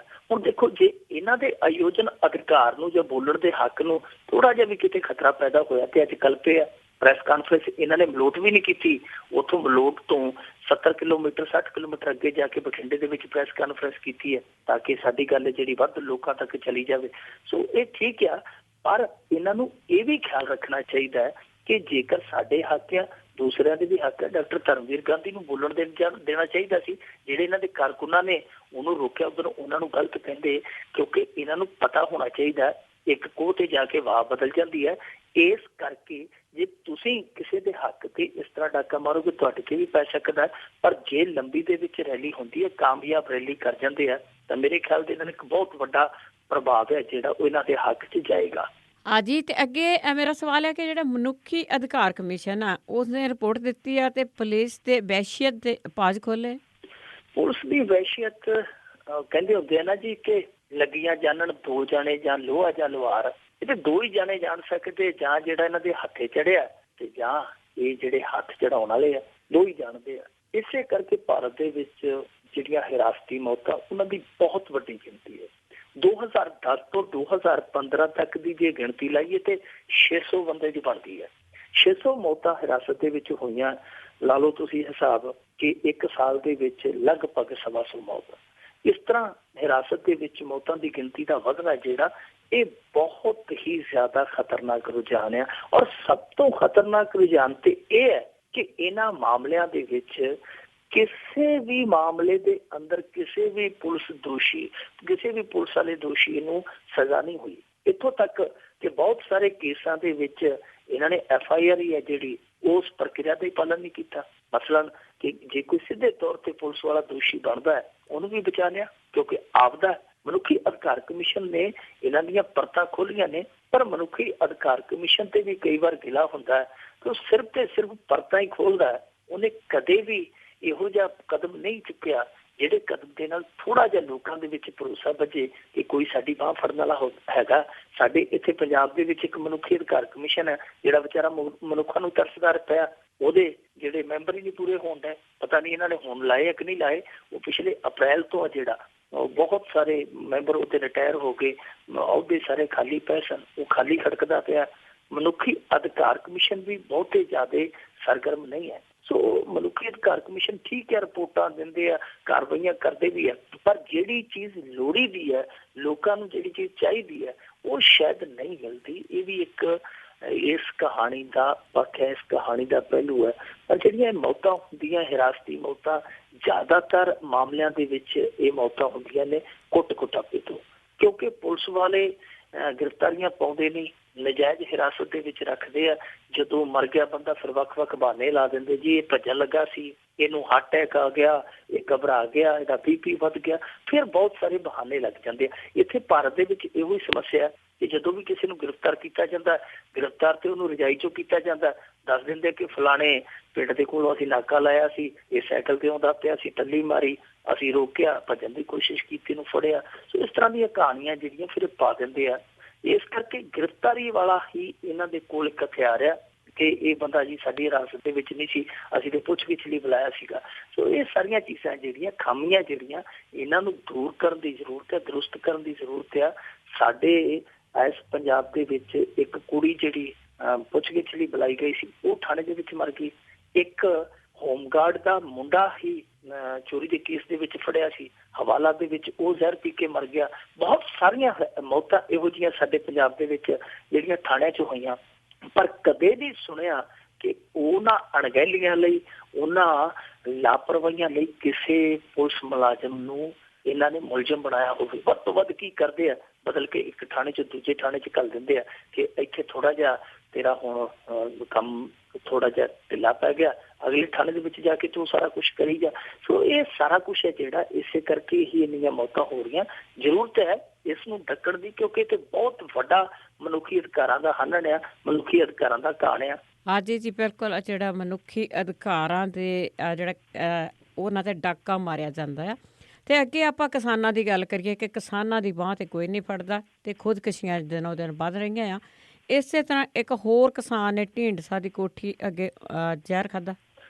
ਇਹ ਕਿਸਾਨ ਕੁਝ ਦਿਨਾਂ ਤੋਂ ਇਸ ਤਰ੍ਹਾਂ ਦੀ ਮੰਗ ਕਰਦੇ ਪਏ ਕਿ ਕਰਜ਼ਾ ਮਾਫੀ ਹੈ ਜਿਹੜੀ ਦਿੱਤੀ ਜਾਵੇ। ਇਸੇ ਸਿਲਸਿਲੇ ਦੇ ਵਿੱਚ ਕਿਸਾਨ ਹੈ ਜਿਹੜੇ ਪਰਮਿੰਦਰ ਸਿੰਘ ਢੀਂਡਸਾ ਦੀ ਕੋਠੀ ਦੇ ਮੂਹਰੇ ਧਰਨਾ ਲਾਉਣ ਗਏ ਸਨ। ਇਹਨਾਂ ਦੇ ਵਿੱਚੋਂ 50 ਸਾਲ ਦਾ ਇੱਕ ਦਰਸ਼ਨ ਸਿੰਘ ਹੈ, ਉਹਨੇ ਜ਼ਹਿਰੀਲੀ ਚੀਜ਼ ਖਾ ਲਈ। ਹਾਲਤ ਉਹਦੀ ਨਾਜ਼ੁਕ ਹੋਈ ਹੈ, ਉਹਨੂੰ ਪਟਿਆਲੇ ਮੇਰੇ ਖਿਆਲ ਦੇ ਨਾਲ ਰੈਫਰ ਕਰ ਦਿੱਤਾ ਗਿਆ। ਉਹਦੇ ਤੇ ਦੱਸਦੇ 30 ਲੱਖ ਦਾ ਕਰਜ਼ਾ, ਤੇ 30 ਲੱਖ ਦਾ ਕਰਜ਼ਾ ਜਿਹੜਾ ਮੋੜਨ ਤੋਂ ਅਸਮਰੱਥ ਆ। ਇਸੇ ਕਰਕੇ ਉਹਨੇ ਇਹ ਕਦਮ ਹੈ ਜਿਹੜਾ ਉੱਥੇ ਪਰਮਿੰਦਰ ਸਿੰਘ ਢੀਂਡਸਾ ਦੀ ਕੋਠੀ ਦੇ ਮੂਹਰੇ ਜਾ ਕੇ ਚੁੱਕਿਆ। ਦੇਖੋ, ਇਹ ਨਹੀਂ, ਕੱਲ 3 ਕਿਸਾਨ ਹੈ ਜਿਹੜੇ ਉਹ ਹੋਰ ਖੁਦਕੁਸ਼ੀਆਂ ਕਰਕੇ, ਚੌਥੇ ਨੇ ਅੱਜ ਖੁਦਕੁਸ਼ੀ ਕਰਨ ਦੀ ਕੋਸ਼ਿਸ਼ ਕੀਤੀ ਹੈ। ਅਸੀਂ ਦੁਆ ਕਰਦੇ ਹਾਂ ਕਿ ਨਾ ਹੀ ਇਹਦੀ ਗਿਣਤੀ ਹੈ ਜਿਹੜੀ ਉਹ 3 'ਚ ਜੁੜੇ, ਇਹ 4 ਨਾ ਹੋਣ, 3 ਹੀ ਰਹਿਣ। ਔਰ ਅਸੀਂ ਤੇ ਦੁਆ ਕਰਾਂਗੇ ਕਿ ਜਿਹੜੇ ਪਿੱਛੇ ਹੋ ਗਏ ਆ ਗਿਣਤੀਆਂ ਦੇ ਵਿੱਚ ਹੋ ਗਏ ਆ, ਅੱਗੇ ਕੋਈ ਇਹਨਾਂ ਗਿਣਤੀਆਂ ਦੇ ਵਿੱਚ ਸ਼ਾਮਲ ਨਾ ਹੋਵੇ। ਪਰ ਇਹ ਜਿਹੜਾ ਰੁਝਾਨ ਹੈ ਰੁਕਦਾ ਜਾਪਦਾ ਨਹੀਂ। ਇਹ ਨਹੀਂ, ਇੱਕ ਪਾਸੇ ਅੱਜ ਸਾਡੀ ਸਰਕਾਰ ਕੱਚੇ ਕਾਮਿਆਂ ਨੂੰ ਤੋਹਫੇ ਦੇ ਰਹੀ ਸੀ, ਉਹਨਾਂ ਨੂੰ ਪੱਕਿਆਂ ਕਰਕੇ ਚੋਗਾ ਪਾਇਆ ਜਾ ਰਿਹਾ ਸੀ। ਦੂਜੇ ਪਾਸੇ ਬਠਿੰਡੇ ਦੇ ਵਿੱਚ ਅਧਿਆਪਕ ਜਿਹੜੇ ਆਪਣੇ ਆਪ ਨੂੰ ਪੱਕਿਆਂ ਕਰਨ ਦੀ ਮੰਗ ਨੂੰ ਲੈ ਕੇ ਕਈ ਸਮੇਂ ਤੋਂ, ਲੰਮੇ ਸਮੇਂ ਤੋਂ ਸੰਘਰਸ਼ ਕਰਦੇ ਪਏ, ਉਹਨਾਂ ਦੇ ਵਿੱਚੋਂ ਅੱਜ 4 ਜਣਿਆਂ ਨੇ ਇੱਕੋ ਵੇਲੇ ਖੁਦਕੁਸ਼ੀ ਦੀ ਕੋਸ਼ਿਸ਼ ਕੀਤੀ। 2 ਨੇ ਪੁਲਾਂ ਤੋਂ ਥੱਲੇ ਜਿਹੜਾ ਹੁੰਦਾ ਫਲਾਈਓਵਰ, ਇਹਦੇ ਤੋਂ ਛਾਲ ਮਾਰ ਕੇ ਖੁਦਕੁਸ਼ੀ ਕਰਨ ਦੀ ਕੋਸ਼ਿਸ਼ ਕੀਤੀ। 2 ਨੇ ਜ਼ਹਿਰੀਲੀ ਚੀਜ਼ ਖਾ ਲਈ। ਦੇਖੋ, ਇੱਕੋ ਦਿਨ ਦੇ ਵਿੱਚ 5 ਖੁਦਕੁਸ਼ੀਆਂ ਦੀ ਕੋਸ਼ਿਸ਼। ਇਹਦਾ ਮਤਲਬ ਹੈ ਕਿ ਕਿਤੇ ਨਾ ਕਿਤੇ ਮਾਮਲਾ ਗੜਬੜ ਹੈ। ਪਰ ਜੇ ਸੁਖਬੀਰ ਸਿੰਘ ਬਾਦਲ ਨੂੰ ਪੁੱਛੀਏ, ਉਹ ਆਂਦਾ ਕਿ ਇਹੋ ਜਿਹਾ ਰਾਜ ਤੇ ਸਤਯੁਗ ਵਿੱਚ ਨਹੀਂ ਲੱਭਣਾ। ਅਸੀਂ ਜਿੰਨਾ ਵਿਕਾਸ ਕੀਤਾ ਉਹ ਵਿਕਾਸ ਤੇ ਤੁਸੀਂ ਭਾਵੇਂ ਦੀਵਾ ਹੱਥ 'ਚ ਲੈ ਕੇ ਲੱਭਦੇ ਫਿਰ ਉਹੋ ਜਿਹਾ ਵਿਕਾਸ ਨਹੀਂ ਲੱਭਣਾ। ਪਰ ਲੋੜ ਹੈ ਕਿ ਇਹਨੂੰ ਅਮਲੀ ਜਾਮਾ ਪਹਿਨਾਇਆ ਜਾਵੇ। ਵਿਕਾਸ ਤੇ ਠੀਕ ਆ, ਜੋ ਅਵਿਨਾਸ਼ ਹੋ ਰਿਹਾ ਇਹਨੂੰ ਵੀ ਰੋਕਣ ਦੀ ਜ਼ਰੂਰਤ ਆ। ਦੂਜੀ ਗੱਲ ਜਿਹੜੀ ਸਭ ਤੋਂ ਵੱਡੀ ਹੈਰਾਨ ਕਰਦੀ ਆ ਉਹ ਇਹ ਹੈ ਕਿ ਸੁਖਬੀਰ ਸਿੰਘ ਬਾਦਲ ਹੋਇਆ, ਚਾਹੇ ਪ੍ਰਕਾਸ਼ ਸਿੰਘ ਬਾਦਲ ਹੋਇਆ, ਚਾਹੇ ਕੈਪਟਨ ਅਮਰਿੰਦਰ ਸਿੰਘ, ਚਾਹੇ ਆਮ ਆਦਮੀ ਪਾਰਟੀ, ਇਹ ਸਾਰੇ ਹੀ ਕਿਸਾਨਾਂ ਨੂੰ ਢਾਰਸ ਬਣਾਉਂਦੇ ਪਏ ਆ। ਇਹਨਾਂ ਨੂੰ ਭਰੋਸਾ ਦਿਵਾਉਂਦੇ ਪਏ ਕਿ ਅਸੀਂ ਤੁਹਾਡੇ ਨਾਲ ਆ, ਤੁਹਾਨੂੰ ਅਸੀਂ ਰੁੱਲ ਨਹੀਂ ਦਿਆਂਗੇ, ਤੁਹਾਨੂੰ ਬਚਾਵਾਂਗੇ, ਇਹ ਕਰਾਂਗੇ, ਉਹ ਕਰਾਂਗੇ, ਜੋ ਕਰਾਂਗੇ। ਪਰ ਕਿਸਾਨਾਂ ਦੀਆਂ ਖੁਦਕੁਸ਼ੀਆਂ ਦਾ ਸਿਲਸਿਲਾ ਰੁਕਦਾ ਨਹੀਂ ਪਿਆ। ਇਹਦਾ ਮਤਲਬ ਇਹ ਹੈ ਕਿ ਜਿਹੜੇ ਵੀ ਇਹ ਸਿਆਸੀ ਦਾਅਵੇ ਕੀਤੇ ਜਾ ਰਹੇ ਜਾਂ ਸਿਆਸੀ ਵਾਅਦੇ ਕੀਤੇ ਜਾ ਰਹੇ ਆ, ਇਹਨਾਂ ਦੇ ਨਾਲ ਕੋਈ ਫਰਕ ਪੈਂਦਾ ਨਹੀਂ ਜਾਪਦਾ। ਜਿਹੜੇ ਕਿਸਾਨ ਆ ਜਾਂ ਦੁਖੀ ਲੋਕ ਆ ਜਿਹੜੇ ਇਸ ਪਾਸੇ ਕਦਮ ਚੁੱਕਣ ਨੂੰ ਸੋਚਦੇ ਆ, ਮੇਰੇ ਖਿਆਲ ਦੇ ਨਾਲ ਉਹਨਾਂ ਲਈ ਜਿਹੜੀਆਂ ਇਹਨਾਂ ਦੀਆਂ ਤਕਰੀਰਾਂ ਉਹ ਮਹਿਜ ਇੱਕ ਕਹਿ ਸਕਦੇ ਆ ਕਿ ਸ਼ਬਦੀ ਬਿਆਨ ਆ, ਜਿਨ੍ਹਾਂ ਦਾ ਕੋਈ ਵੀ ਉਹਨਾਂ ਤੇ ਯਕੀਨ ਨਹੀਂ, ਕੋਈ ਵੀ ਉਹਨਾਂ ਤੇ ਅਸਰ ਨਹੀਂ। ਜੇ ਅਸਰ ਹੁੰਦਾ ਤੇ ਇਹ ਲੋਕ ਫਿਰ ਖੁਦਕੁਸ਼ੀਆਂ ਨਾ ਕਰਦੇ, ਉਡੀਕਦੇ ਕਿ ਸ਼ਾਇਦ ਉਹ ਆਏਗਾ ਸਾਡੀ ਉਹ ਤਕਦੀਰ ਬਦਲੇਗਾ, ਜਾਂ ਇਹ ਆਏਗਾ ਇਹ ਸਾਡੀ ਤਕਦੀਰ ਬਦਲੇਗਾ। ਇਸ ਕਰਕੇ ਜੋ ਸਿਆਸੀ ਦਾਅਵਾ ਫਰੋਸ਼ੀ ਹੋ ਰਹੀ ਹੈ, ਮੇਰੇ ਖਿਆਲ ਦੇ ਨਾਲ ਉਹਦਾ ਕੋਈ ਬਹੁਤਾ ਅਸਰ ਨਹੀਂ ਹੋ ਰਿਹਾ। ਅੱਜ ਜੀ ਉਹਨਾਂ ਨੂੰ ਵੀ ਪਤਾ ਕਿ ਲਾਲੀਪੌਪ ਹੀ ਦੇ ਰਿਹਾ। ਤੇ ਅੱਗੇ ਆਪਾਂ ਗੱਲ ਕਰਦੇ ਆ ਸੱਤਾਧਾਰੀ ਪਾਰਟੀ ਦੇ ਵਿੱਚ ਪ੍ਰਕਾਸ਼ ਸਿੰਘ ਬਾਦਲ ਦੇ। ਉਹਨਾਂ ਨੇ ਕਾਫੀ ਪਹਿਲਾਂ ਜਿਹੜੀਆਂ ਯਾਤਰਾ ਕਰਵਾਈਆਂ ਲੋਕਾਂ ਨੂੰ ਧਾਰਮਿਕ ਸਥਾਨਾਂ ਦੀਆਂ, ਪਰ ਹੁਣ ਉਹਨਾਂ ਨੇ ਚੋਗਾ ਪਾਇਆ ਕਿ ਜੇ ਜਿੱਤ ਗਏ ਤੇ ਨਨਕਾਣਾ ਸਾਹਿਬ ਤੇ ਪੰਜਾ ਸਾਹਿਬ ਦੀ ਯਾਤਰਾ ਵੀ ਕਰਵਾਵਾਂਗੇ। ਇਹ ਪਤਾ ਨਹੀਂ ਲੱਗਦਾ, ਇੱਕ ਐਲਾਨ ਹੈ ਕਿ ਸੁੱਖ ਸੁੱਖਣ ਡਏ, ਸਾਡੀ ਸਰਕਾਰ ਬਣ ਜੇ ਅਸੀਂ ਉਹ ਕਰਾ ਲਿਆਵਾਂਗੇ, ਜੀ ਜੀ ਯਾਤਰਾ ਕਰਾ ਲਿਆਵਾਂਗੇ। ਇਸ ਤਰ੍ਹਾਂ ਲੱਗਦਾ ਜਿਵੇਂ ਸੁੱਖ ਸੁੱਖ ਰਹੇ ਹੋਣ, ਸਾਡੀ ਸਰਕਾਰ ਬਣ ਜਾਵੇ ਅਸੀਂ ਯਾਤਰਾ ਕਰਾ ਕੇ ਲਿਆਵਾਂਗੇ। ਜਿਸ ਤਰ੍ਹਾਂ ਛੋਟੇ ਛੋਟੇ ਹੁੰਦੇ ਬੱਚੇ ਉਹ ਸੁੱਖ ਸੁੱਖਦੇ ਹੁੰਦੇ ਆ ਨਾ ਕਿ ਬਾਬਾ ਸਾਨੂੰ ਪਾਸ ਕਰਾ ਦੇਈਂ, 31 ਮਾਰਚ ਨੂੰ ਅਸੀਂ ਇੰਨੇ ਦੇ ਜਿਹੜੇ ਲੱਡੂ ਆ ਉੱਥੇ ਚੜਾਵਾਂਗੇ, ਇੱਥੇ ਚੜਾਵਾਂਗੇ। ਕਈ ਵਾਰ ਸੁੱਖਾਂ ਵੀ ਇੰਨੀਆਂ ਹੋ ਜਾਂਦੀਆਂ ਕਿ ਮੁੜ ਕੇ ਭੁੱਲ ਜਾਂਦੀਆਂ ਕਿਹਦੇ ਕਿਹਦੇ ਦੇਣੀਆਂ ਸੀਗੀਆਂ। ਉਹ ਜਿਵੇਂ ਕਿਸੇ ਜੱਟ ਦਾ ਕੱਟਾ ਗਵਾਚ ਗਿਆ ਤੇ ਜਿਉਂ ਸਵੇਰ ਤੋਂ ਸੁੱਖਾ ਸੁੱਖਣ ਲੱਗਾ, ਸੁੱਖਾ ਸੁੱਖਣ ਲੱਗਿਆ, ਇਹਦੇ ਵੀ ਇੰਨੇ ਚੜਾ ਦੂੰ, ਇਹਦੇ ਵੀ ਇੰਨੇ ਚੜਾ ਦੂੰ। ਤੇ ਉਹਦੀ ਘਰ ਵਾਲੀ ਨੇ ਆਖਿਆ, ਉਹਨੇ ਕਿਹਾ ਸੁੱਖਾ ਇੰਨੀਆਂ ਸੁੱਖੀ ਜਾਂਦਾ, ਇੰਨੇ ਦਾ ਤਾਂ ਕੱਟਾ ਨਹੀਂ ਹੋਣਾ। ਉਹਨੇ ਆਖਿਆ ਕੱਟੇ ਨੂੰ ਹੱਥ ਪੈਣ ਦੇ, ਫੇਰ ਕੱਟੇ ਦੇ ਸਿੰਘਾਂ ਨੂੰ ਹੱਥ ਪੈਣ ਤੇ ਫੇਰ ਕਿਹਦੀ ਸੁੱਖ ਤੇ ਫੇਰ ਕਿਹੜਾ ਦੇਵਤਾ, ਕੋਈ ਗੱਲ ਨਹੀਂ। ਤੇ ਉਹੀ ਗੱਲ ਆ ਕਿ ਇਹਨਾਂ ਦੀਆਂ ਜਿਹੜੀਆਂ ਸੁੱਖਾਂ ਆ ਉਹਨਾਂ ਦੀਆਂ ਵੀ ਕੱਟੇ ਦੇ ਸਿੰਘਾਂ ਨੂੰ ਹੱਥ ਪੈਣ ਵਾਲੀ ਗੱਲ ਆ। ਫੇਰ ਕਿਹੜੀਆਂ ਯਾਤਰਾਵਾਂ ਤੇ ਫੇਰ ਕਿਹੜੇ ਯਾਤਰੀ। ਪਰ ਪ੍ਰਕਾਸ਼ ਸਿੰਘ ਬਾਦਲ ਇੱਕ ਕੰਮ ਬਹੁਤ ਵਧੀਆ ਕਰ ਸਕਦੇ ਸਨ ਜੋ ਉਹਨਾਂ ਨੇ ਸ਼ਾਇਦ ਨਹੀਂ ਕੀਤਾ। ਇਹ ਤੇ ਯਾਤਰਾ ਚਲੋ ਕਰਵਾ ਦਿੰਦੇ ਆ ਤੇ ਬਹੁਤ ਵਧੀਆ ਗੱਲ, ਵੈਸੇ ਉਹ ਯਾਤਰਾਵਾਂ ਹੀ ਕਰਾਈ ਜਾਂਦੇ ਆ। ਉਹਨਾਂ ਨੇ ਤੇ ਪਿੱਛੇ ਜੇ ਬੇਰੁਜ਼ਗਾਰਾਂ ਨੂੰ ਵੀ ਕਹਿਤਾ ਸੀ ਨੌਕਰੀਆਂ ਹੈ ਨਹੀਂ, ਜੇ ਘੁੰਮਣਾ ਫਿਰਨਾ ਤੇ ਗੱਡੀ ਤੇ ਚੜ੍ਹ ਜਾਓ, ਯਾਤਰਾਵਾਂ ਜਿਹੜੀਆਂ ਵੱਧ ਹੁੰਦੀਆਂ ਪਈਆਂ ਨੇ, ਤੁਸੀਂ ਵੀ ਕਿਸੇ ਗੱਡੀ ਤੇ ਬਹਿ ਜਾਓ। ਤੇ ਮੇਰੇ ਖਿਆਲ ਦੇ ਨਾਲ ਜੇ ਹੋ ਜਾਣ ਤੇ ਚੰਗੀ ਗੱਲ ਆ। ਪਰ ਇੱਕ ਚੀਜ਼ ਜਿਹੜੀ ਆ ਉਹ ਬਹੁਤ ਵਧੀਆ ਕਰ ਸਕਦੇ ਸਨ, ਨਾਲੇ ਪੁੰਨ ਦਾ ਕੰਮ ਸੀ, ਉਹ ਇਹ ਸੀਗਾ ਕਿ ਪ੍ਰਕਾਸ਼ ਸਿੰਘ ਬਾਦਲ ਵੀ ਲਾਹੌਰ ਪੜ੍ਹੇ ਆ, ਲਾਹੌਰ ਵਿਚਰੇ ਆ, ਲਾਹੌਰ ਰਹੇ ਆ। ਇਹਨਾਂ ਨੂੰ ਵੈਸੇ ਦਰਦ ਹੈ ਜਿਹੜਾ ਉਹ ਮਹਿਸੂਸ ਜ਼ਿਆਦਾ ਹੁੰਦਾ ਹੋਵੇਗਾ ਜੇ ਮਹਿਸੂਸ ਕਰਦੇ ਹੋਣ। ਤਾਂ ਬਹੁਤ ਸਾਰੇ ਲੋਕ ਇਹੋ ਜਿਹੇ ਸਨ ਜਿਹੜੇ 47 ਦੇ ਉਜਾੜੇ ਵੇਲੇ 50 ਸਾਲਾਂ ਦੇ ਸਨ, 7 ਸਾਲਾਂ ਦੇ ਸਨ, 8 ਸਾਲਾਂ ਦੇ ਸਨ, 10 ਸਾਲਾਂ ਦੇ ਸਨ। ਉਹਨਾਂ ਨੇ ਜਿਨ੍ਹਾਂ ਨੇ ਵੇਖੀ ਆਪਣੀ ਜੰਮਣ ਪੋਏ, ਉਹ ਇੱਧਰ ਆ ਗਏ ਤੇ ਮੁੜ ਕੇ ਜੰਮਣ ਪੋਏ ਨੂੰ ਤਰਸਦੇ ਤਰਸਦੇ ਤਰਸਦੇ ਬੁੱਢੇ ਹੋ ਗਏ। ਅੱਜ ਉਹ ਜਾਂ ਤੇ ਬਹੁਤ ਜ਼ਿਆਦਾ ਬਿਰਧ ਅਵਸਥਾ ਦੇ ਵਿੱਚ ਨੇ ਤੇ ਜਾਂ ਉਹ ਮਰਨ ਕਿਨਾਰੇ ਨੇ ਜਾਂ ਮਰ ਗਏ ਨੇ। ਸੋ ਇਹਨਾਂ ਦੇ ਵਿੱਚ ਜਿਹੜੇ ਲੋਕ ਬਚੇ ਆ ਜੋ ਤਾਂ ਥੋੜਾ ਜਿਹਾ ਤੰਦਰੁਸਤੀ ਰੱਖਦੇ ਆ, ਥੋੜਾ ਜਿਹਾ ਤੁਰ ਫਿਰ ਸਕਦੇ ਆ, ਮੇਰੇ ਖਿਆਲ ਦੇ ਨਾਲ ਉਹਨਾਂ ਦੀ ਯਾਤਰਾ ਕਰਾ ਲਿਆਉਣ ਜਾਂ ਕਰਵਾ ਲਿਆਉਂਦੇ ਕਿ ਜਾ ਕੇ ਇੱਕ ਵਾਰੀ ਉਹ ਆਪਣੇ ਉਸ ਇਲਾਕੇ ਨੂੰ ਵੇਖ ਆਉਂਦੇ, ਆਪਣੀ ਜੰਮਣ ਪੋਏ ਨੂੰ ਸਿਜਦਾ ਕਰਾਉਂਦੇ ਜਿੱਥੇ ਉਹ ਖੇਡੇ, ਜਿੱਥੇ ਉਹ ਜੰਮੇ, ਜਿੱਥੇ ਉਹ ਪਲੇ, ਜਿੱਥੇ ਉਹਨਾਂ ਨੇ ਆਪਣੇ ਖੇਤ ਖਲਿਆਣਾ ਦੇ ਵਿੱਚ ਦੁੜਕੀਆਂ ਲਾਈਆਂ। ਤਾਂ ਮੇਰੇ ਖਿਆਲ ਦੇ ਨਾਲ ਬਹੁਤ ਵਧੀਆ ਗੱਲ ਸੀ। ਇਸ ਪਾਸੇ ਕਿਸੇ ਨੇ ਵੀ ਨਹੀਂ ਕਦੇ ਸੋਚਿਆ। ਧਾਰਮਿਕ ਯਾਤਰਾਵਾਂ ਤੇ ਹੁੰਦੀਆਂ, ਪਰ ਜਿਹੜੇ ਲੋਕ ਦਰਦਾਂ ਦੀਆਂ ਪੰਡਾਂ ਲੈ ਕੇ ਇੱਧਰ ਆਈਆਂ ਸਨ, ਉਹ ਦਰਦਾਂ ਦੀਆਂ ਪੰਡਾਂ ਲੈ ਕੇ ਇੱਧਰ ਆਏ ਸਨ, ਉਹਨਾਂ ਦੀਆਂ ਪੰਡਾਂ ਨੂੰ ਕਿਸੇ ਨੇ ਹੌਲਾ ਕਰਨ ਬਾਰੇ ਸੋਚਿਆ ਨਹੀਂ। ਇਸ ਪਾਸੇ ਵੀ ਧਿਆਨ ਦੇਣ ਦੀ ਲੋੜ ਆ। ਜੀ ਜੀ ਬਿਲਕੁਲ। ਤੇ ਅੱਗੇ ਆਪਾਂ ਭਾਰਤ ਦੀ ਹਾਕੀ ਦੀ ਟੀਮ ਦੀ ਗੱਲ ਕਰਦੇ ਹਾਂ ਕਿ ਬਹੁਤ ਦੇਰ ਬਾਅਦ ਹਾਕੀ ਦੀ ਟੀਮ ਦਾ ਨਾਂ ਸੁਣਿਆ ਆ, ਜਦ ਕਿ ਇਹ ਪਹਿਲਾਂ ਟੌਪ 'ਤੇ ਹੁੰਦੀ ਸੀ ਤੇ ਇਹਨਾਂ ਨੇ ਜੂਨੀਅਰ ਸੰਸਾਰ ਕੱਪ ਜਿੱਤਿਆ। ਇਹ ਬਹੁਤ ਵੱਡੀ ਇਹਨਾਂ ਦੀ ਅਚੀਵਮੈਂਟ ਹੈ, ਬੜੀ ਵੱਡੀ ਪ੍ਰਾਪਤੀ ਹੈ, ਸ਼ਾਨਾਮਤੀ ਪ੍ਰਾਪਤੀ ਹੈ, ਮਾਣਮੱਤੀ ਪ੍ਰਾਪਤੀ ਹੈ। ਜਿੰਨਾ ਵੀ ਇਹਦੇ ਤੇ ਨਾਜ਼ ਕੀਤਾ ਜਾਵੇ ਥੋੜਾ, ਜਿੰਨਾ ਵੀ ਫਖਰਸ਼ੀਲ ਹੋਇਆ ਜਾਵੇ ਥੋੜਾ। ਔਰ ਇਹਦੇ ਵਿੱਚ ਸਭ ਤੋਂ ਵੱਡੀ ਗੱਲ ਇਹ ਸੀਗੀ ਕਿ ਜਿਹੜੀ 18 ਮੈਂਬਰੀ ਟੀਮ ਸੀ ਉਹਦੇ ਚ ਸਾਡੇ 8-10 ਪੰਜਾਬੀ ਖੇਡਦੇ ਸਨ ਮੁੰਡੇ। ਜਿਹੜੇ ਫਾਈਨਲ ਦੇ ਵਿੱਚ 2 ਗੋਲ ਕੀਤੇ ਬੈਲਜੀਅਮ ਦੇ ਅਗੇਂਸਟ ਭਾਰਤ ਨੇ, ਉਹਨਾਂ ਦੇ ਵਿੱਚੋਂ ਵੀ 2 ਗੋਲ ਜਿਹੜੇ ਪੰਜਾਬੀ ਮੁੰਡਿਆਂ ਨੇ ਕੀਤੇ। ਇੱਕ ਸਿਮਰਨਜੀਤ ਆ ਮੁੰਡਾ ਬਟਾਲੇ ਦਾ, ਇੱਕ ਗੁਰਜੰਟ ਆ ਮੁੰਡਾ ਅੰਮ੍ਰਿਤਸਰ ਦਾ, ਉਹਨਾਂ ਦੋਨਾਂ ਨੇ ਗੋਲ ਕੀਤੇ। ਤਾਂ ਪੰਜਾਬੀਆਂ ਲਈ ਤੇ ਇਹ ਹੋਰ ਵੀ ਮਾਣ ਵਾਲੀ ਗੱਲ ਆ। ਵੈਸੇ ਜਦੋਂ ਵੀ ਕੋਈ ਟੀਮ ਖੇਡਦੀ ਹੈ ਉਹਦੇ ਚ ਸਾਰਿਆਂ ਦਾ ਹੀ ਜਿਹੜਾ ਬਹੁਤ ਵੱਡਾ ਯੋਗਦਾਨ ਹੁੰਦਾ, ਕਿਉਂਕਿ ਟੀਮ ਗੇਮ ਆ। 11 ਤੇ 11 ਖਿਡਾਰੀ ਵਧੀਆ ਖੇਡਣਗੇ ਤਾਂ ਹੀ ਜਿੱਤ ਮਿਲਦੀ ਹੈ। ਤੇ ਇਹਨਾਂ ਮੁੰਡਿਆਂ ਨੇ ਤੇ ਕੋਈ ਮੈਚ ਹਾਰਿਆ ਹੀ ਨਹੀਂ। ਇਹਨਾਂ ਦਾ ਗੋਲਕੀਪਰ ਦਹੀਆ ਸੀਗਾ, ਉਹਨੇ ਵੀ ਬਹੁਤ ਵਧੀਆ ਯੋਗਦਾਨ ਦਿੱਤਾ ਇਸ ਪੂਰੇ ਟੂਰਨਾਮੈਂਟ ਦੇ ਦੌਰਾਨ। ਯਾਨੀ ਇਹ ਟੀਮ ਨੇ ਬਹੁਤ ਹੀ ਵਧੀਆ, ਜੇ ਕਹਿ ਸਕਦੇ ਕਿ ਆਲਾ ਦਰਜੇ ਦੀ ਖੇਡ ਵਿਖਾਈ, ਟੌਪ ਦੀਆਂ ਟੀਮਾਂ ਨੂੰ ਹਰਾਇਆ ਔਰ ਬਿਨਾਂ ਪ੍ਰੈਸ਼ਰ ਲਏ ਇਹਨਾਂ ਨੇ ਅੰਤ ਤੱਕ ਜਿਹੜੀ ਇਹ ਲੜਾਈ ਲੜੀ ਤੇ ਲੜਾਈ ਜਿੱਤ ਕੇ ਇਹਨਾਂ ਨੇ ਉਹ ਸੰਸਾਰ ਕੱਪ ਜਿੱਤਣ ਦੀ ਜਿਹੜੀ ਇੱਕ ਪ੍ਰਾਪਤੀ ਸੀ ਉਹ ਇਸ ਮੁਲਕ ਨੂੰ ਖੁਸ਼ ਹੋਣ ਦੇ ਸਬਬ ਦੇ ਰੂਪ ਚ ਦਿੱਤੀ। ਪਰ ਸਵਾਲ ਇਹ ਉੱਠਦਾ ਵਾ ਕਿ ਦੇਖੋ ਸਾਡਾ ਪ੍ਰਕਾਸ਼ ਸਿੰਘ ਬਾਦਲ, ਉਹਨਾਂ ਨੇ ਵਧਾਈ ਦਿੱਤੀ। ਸਾਡਾ ਸਰਦਾਰ ਸੁਖਬੀਰ ਸਿੰਘ ਬਾਦਲ ਜਿਹੜਾ ਕਬੱਡੀ ਦਾ ਪ੍ਰੇਮੀ ਹੈ, ਉਹਨਾਂ ਨੇ ਵਧਾਈ ਦਿੱਤੀ। ਸੁੱਕੀ ਵਧਾਈ ਨਾਲ ਕੀ ਹੁੰਦਾ? ਸਾਡੇ ਪੰਜਾਬੀ ਮੁੰਡੇ ਆ ਜਿਹੜੇ ਇੰਨਾ ਵਧੀਆ ਪ੍ਰਦਰਸ਼ਨ ਕਰਕੇ ਮੁੜਿਆ ਕਿ ਸਾਰੀ ਦੁਨੀਆ ਅਸ਼ਸ਼ ਕਰ ਉੱਠੀ। ਖਾਸ ਤੌਰ ਤੇ ਹਰਜੀਤ ਦਾ ਮੁੰਡਾ, ਇੱਕ ਟਰੱਕ ਡਰਾਈਵਰ ਦਾ ਮੁੰਡਾ ਹੈ, 2 ਕੱਚੇ ਢੱਠੇ ਜੇ ਉਹਦੇ ਘਰ ਦੇ ਵਿੱਚ ਕੋਠੇ ਆ ਕੁਰਾਲੀ ਦਾ।